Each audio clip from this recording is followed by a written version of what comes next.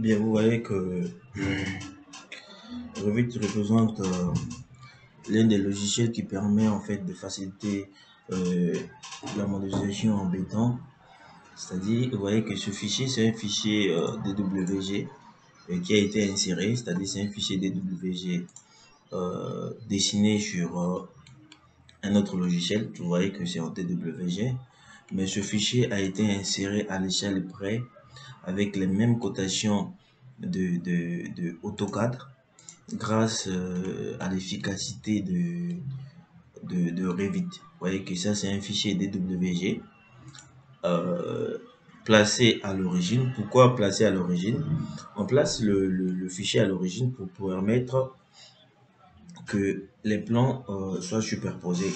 Par exemple, qu'est-ce qu'il faut chercher quand tu veux placer par exemple des plans à l'origine? Il faut chercher un point sur le bâtiment qui ne va pas bouger.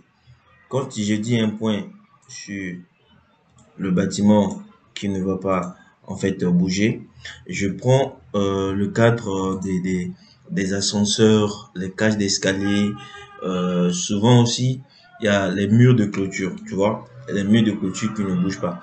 Donc par exemple, quand je regarde sur ce plan, je peux directement repérer en fait un point de base, c'est-à-dire un point de base qui ne bouge pas, qui va rester là, qui va me permettre de mettre le dessin à l'échelle. Par exemple, je vois ce point, par exemple là où j'ai mis à l'échelle, je vois ce point, je sais que non, ce point, c'est le même point qui se répète aussi au niveau de l'étage.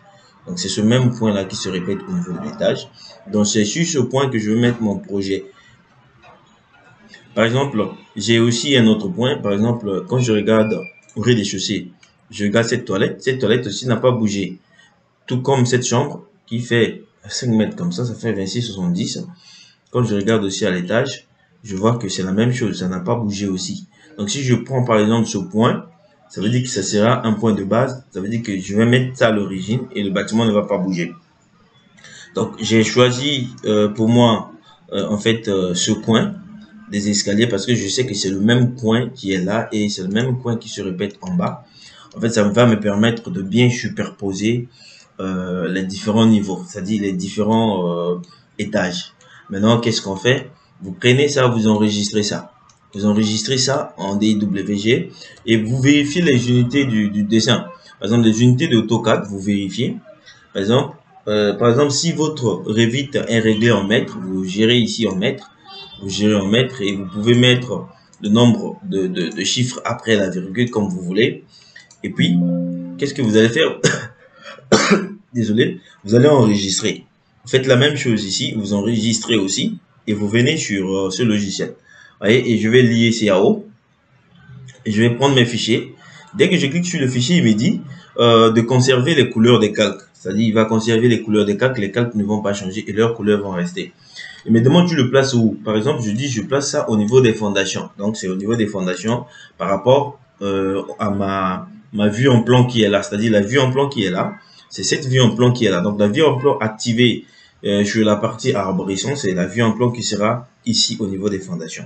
C'est-à-dire au niveau de Revit. Par rapport au positionnement, il dit, il prend automatiquement l'origine, il prend automatiquement, c'est-à-dire le positionnement automatique, c'est-à-dire c'est la origine vers origine interne.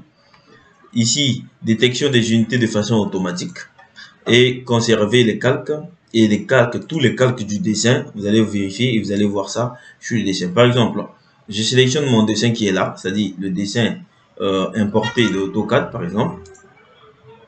Je vais sélectionner le dessin et tu vois ici, quand je fais supprimer les calques, je vois tous les calques. Vous voyez, tous les calques qui sont ici sur le dessin, sur AutoCAD, je retrouve les mêmes calques ici. Vous voyez, la cotation, points, divers dessins, et général, Archicad, les fenêtres, ainsi de suite.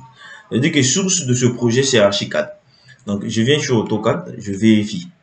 Vous voyez, quand je viens ici, je vérifie, tac. Vous voyez que ce sont les mêmes calques. Cotation, source de dessin, Archicad.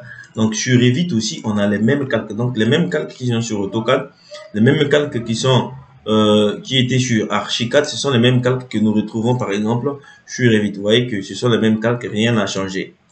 Maintenant ici, quand on arrive ici, le dessin vient en bloc, il faut l'éclater. Donc dès que tu sélectionnes le dessin, il faut l'éclater. Tu fais requête, ça va éclater et ça te donne la possibilité de venir sélectionner les éléments. Par exemple, si je veux coter, je prends cotation.